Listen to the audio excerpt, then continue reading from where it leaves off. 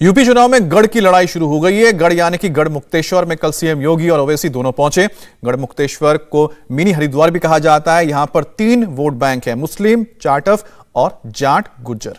समाजवादी गठबंधन मुस्लिम वोटर्स के भरोसे है, तो ओवैसी और बीएसपी की नजर यहां के 70,000 से ज्यादा मुस्लिम वोटों पर है, यानी कि मुस्लिम वोट बट सकते हैं। अब गढ़ मुक्तेश्वर का गेम कौन जीतेगा? वेस्टर्न यूपी की चुनावी रैली, गलियों में, चौक चौराहों में क्या चल रहा है, सभी सवालों का जवाब मिलेगा इस रिपोर्ट में।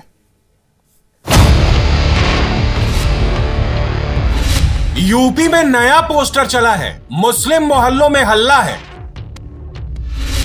इस पोस्टर में कई शब्द हैं, इलाहाबाद, फैजाबाद, मुगलों की निशानियां। वेस्टर्न यूपी में मुस्लिम वोटरों के लिए अखिलेश ने क्या प्लान तैयार किया है और योगी की मेरठ यात्रा के दिन सामने आए इस पोस्टर का मतलब क्या है, फुल डिटेल समझिए। इस पोस्टर की शुरुआत समाजवादी पार्टी से हुई है।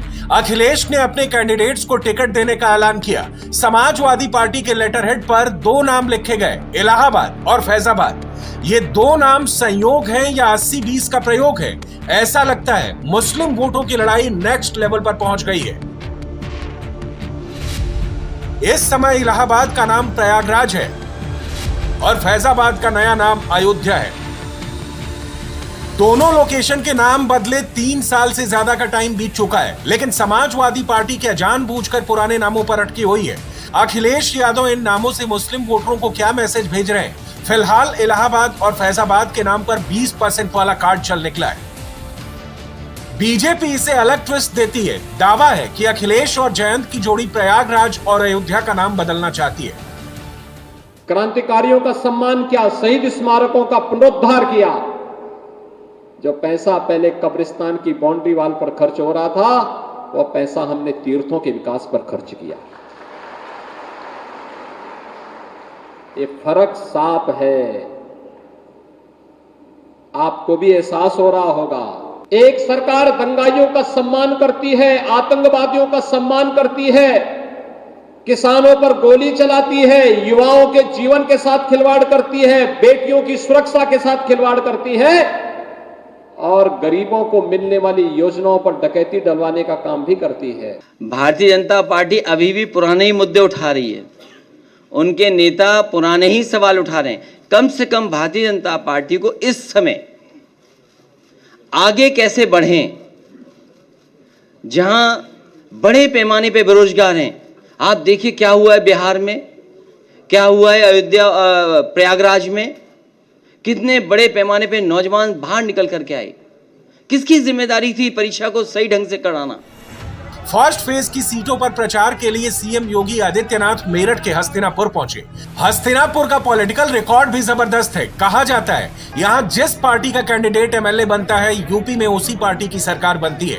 मेरठ वेस्टर्न यूपी का वो इलाका है जहां किसान और मुस्लिम वोटर्स किसी भी पार्टी की जीत हार का फैसला करते हैं। योगी के सियासी विरोधियों का पूरा फोकस 20% मुस्लिम वोट खींचने की तरफ है, लेकिन मेरठ का माहौल बदला बदला सा दिख रहा है। क्या है मुद्दे? लग रहा है सरकार बदलने वाली है उत्तर प्रदेश में। बिल्कुल नहीं, जो कर रहे हैं बकवास कर रहे हैं। ये कैंट विधानसभा में आप खड़े हो और कंकर खेड़ा क्षेत्र में आप खड़े हो।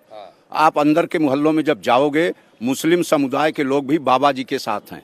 90% आज बाबा जी के साथ हैं। 90 से ज्यादा हो सकते हैं, 90 से 79 नहीं है। 5 साल में जितना काम हुआ आज तक तो हुआ नहीं यहाँ पे। हमें तो इतना पता है जी। सपा की सरकार में सिवा गुंडागर्दी का कुछ नहीं था और आज राम राज है, आराम से सब जी रहे हैं। रात को बहू बेटियां 8 बजे 10 बजे तक घूमो, कोई दिक्कत नहीं है। नहीं, यहाँ कोई सुरक्षित नहीं था। 5 साल में एक भी दंगा नहीं हुआ। उसी के राज में 84 वो ये मुजफ्फरनगर दंगा हुआ, ठीक है। 27 दंगे हुए हैं यूपी में, उसके राज्य में। 4.5 साल में एक भी दंगा बता दो कि बाबा के राज में हुआ हो। मेरठ में योगी अलग ही लेवल पर खेलते हैं। योगी ने 5 सालों का रिपोर्ट कार्ड दिखाया और बीजेपी के लिए सपोर्ट मांगा। एक तरफ वोटरों के साथ प्रचार चल रहा था, दूसरी तरफ योगी के ट्वीट्स ट्रेंड करते रहे। सीएम योगी की टाइमलाइन पर अखिलेश के खिलाफ नॉन स्टॉप अटैक हुआ। योगी ने कहा वो जिन्ना के उपासक हैं और हम सरदार पटेल के पुजारी हैं। योगी ने तुष्टीकरण और राष्ट्रवाद का अंतर बताते हुए टारगेट किया।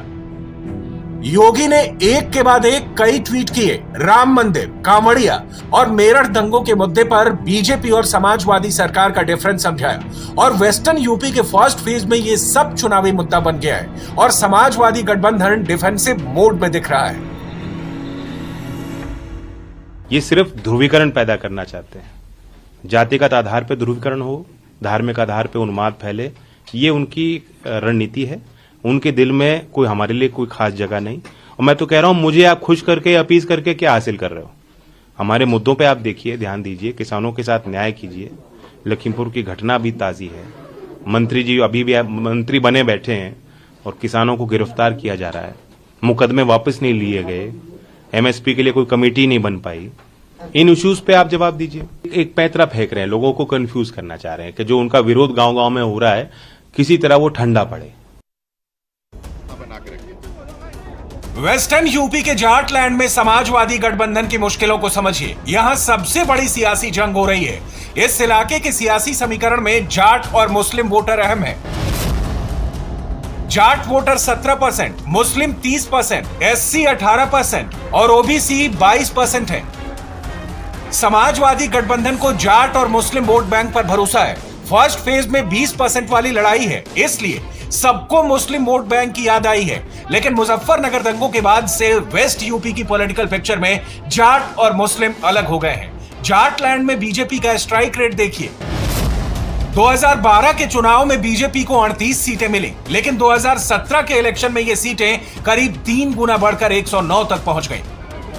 यानी इसी दौरान बीजेपी ने जाटलैंड में तकरीबन क्लीन स्वीप कर लिया। समाजवादी गठबंधन जाति धर्म का गणित सेट कर रहा है, लेकिन आज योगी आदित्यनाथ जब मेरठ पहुंचे तो उन्होंने सड़क, सुरक्षा और शांति के सारे काम गिनवा दिए।